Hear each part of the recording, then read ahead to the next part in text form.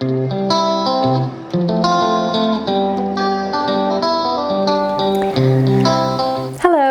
we're going to make some tea, some decoction actually.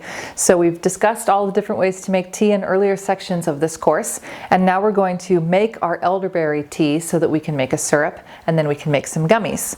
So I always make my teas at a 1 to 3, so that's 1 part herb to 3 parts water. So I've got 1 cup of elderberries here. This is what they look like when they're whole. I did source these by the pound from one of my favorite distributors, which I'll leave a link for. You can also, if you have the right variety of elderberry growing near you, you can collect them. It is a little bit labor intensive to get all of the stems off of the tiny little berries. I would not recommend eating elderberries throughout this process because the seeds will make you nauseous.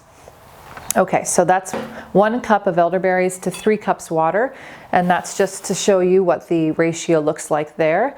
And I've already actually been soaking these berries at a 1 to 3 overnight. So this is the first step in how I like to make an elderberry syrup and how I like to make my elderberry decoction. So last night I prepared this by measuring out 1 cup of elderberries to 3 cups of water, and I got my water to a raging boil, and then I turned off the heat and removed it from the heat, and I added my berries and I popped the top on and I just let it soak overnight. So what that's doing is it's softening the berries so that their exterior skin is really nice and soft now, so that I can use my immersion blender to grind it down.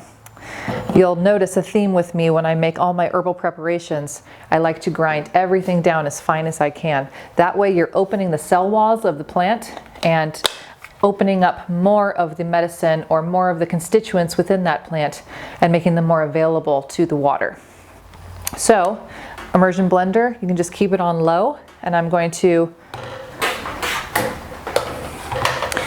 just kind of tilt this so it's deep enough that it's not going to splash, and pulse it and get my elderberries ground up, breaking up those berries, getting out some of that good juice.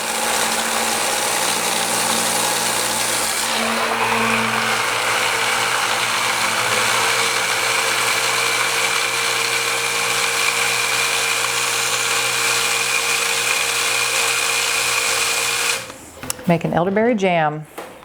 So it's already gotten a lot thicker. That's what I like to see. And now you want to decoct your elderberries. So a decoction, unlike an infusion, is where you actually turn on the heat and get your elderberries cooking on simmer so that some of the water is evaporating out. We really like that for making syrups as herbalists, because then you're slightly reducing the water content and thickening up the water a little bit. So I need a spatula.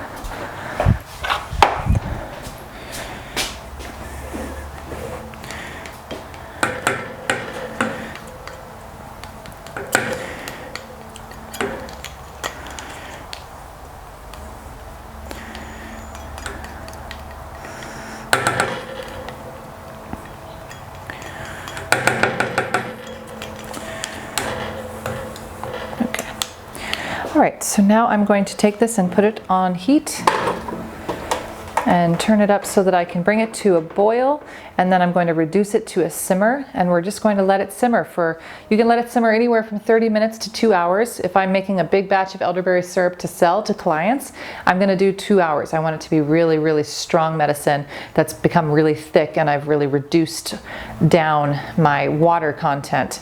But if you're just making a quick decoction at home for a tea that you'll be sipping throughout the day, you can always just do a 30-minute decoction. That's fine too. All right, so we're going to let this cook for a while, and then we'll come back and make our syrup.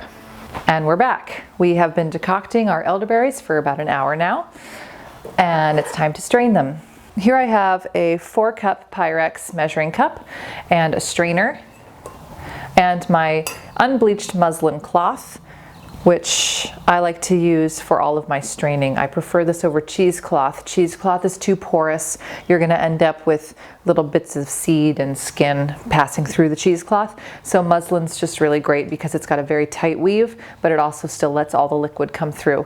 So it's still pretty hot, but we are going to attempt to do a hand pressing right now. So let's just get started. Working with elderberry decoction is always a little bit messy. It's a very dark, very yummy looking decoction. And I actually have a great tool for pressing this, since I don't want to use my hands because it's so hot. So let's pull out the hydraulic press.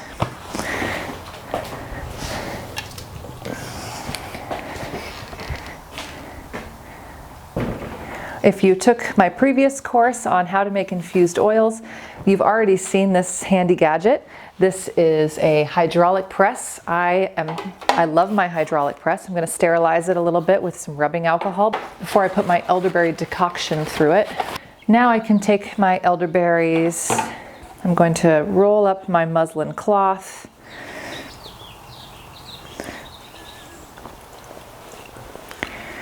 Like so.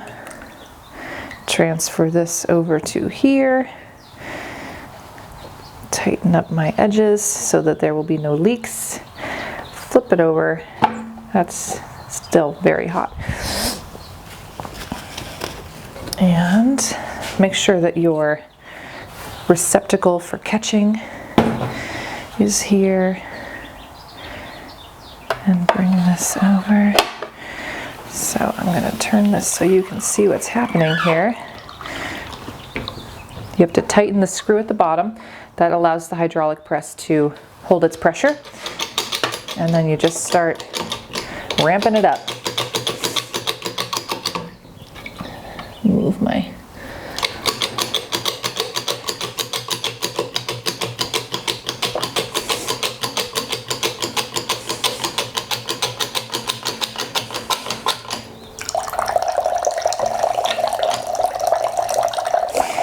And unlike hand pressing, you can get a lot more out of your plant material when you're using a hydraulic press.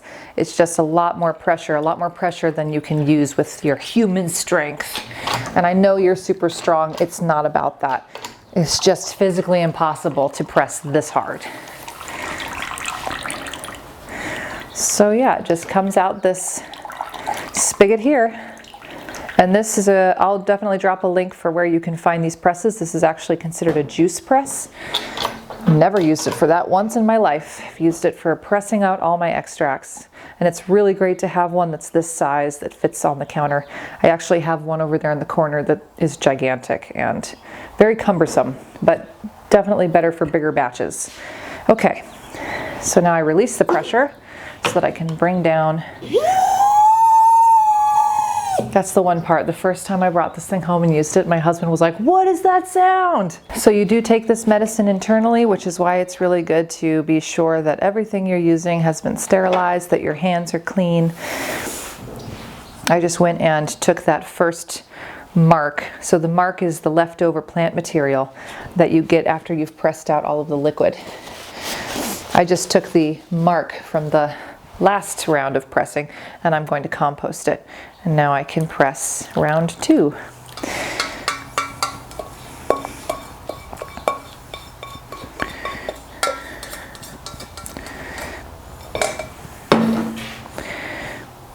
Okay.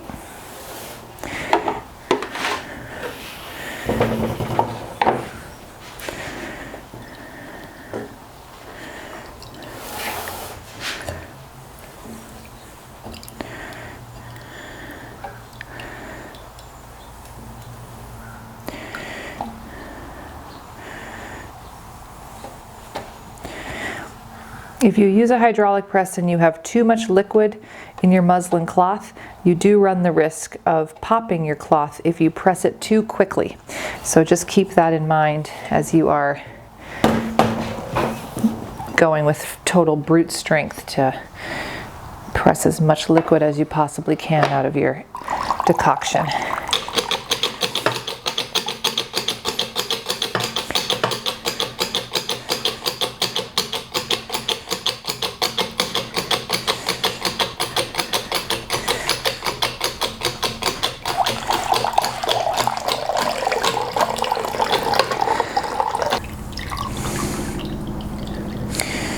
So I started with 3 cups of water, and it looks like I'm going to get about 2 cups of water out of my final pressing. So some of that water is just going to be stuck in the berries and it never comes back out.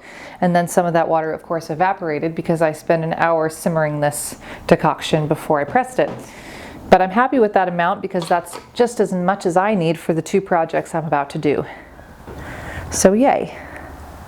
We can stop there and get set up for making our first project, which is our elderberry syrup. Hey, thank you so much for watching this video on decoctions. Be sure to like and subscribe to my page. Also, this decoction video is part of a larger course that I'm offering at herbnerd.com, all about taking your decoctions and making them into syrups and gummies. So make sure to head over to herbnerd.com, register, and check it out today.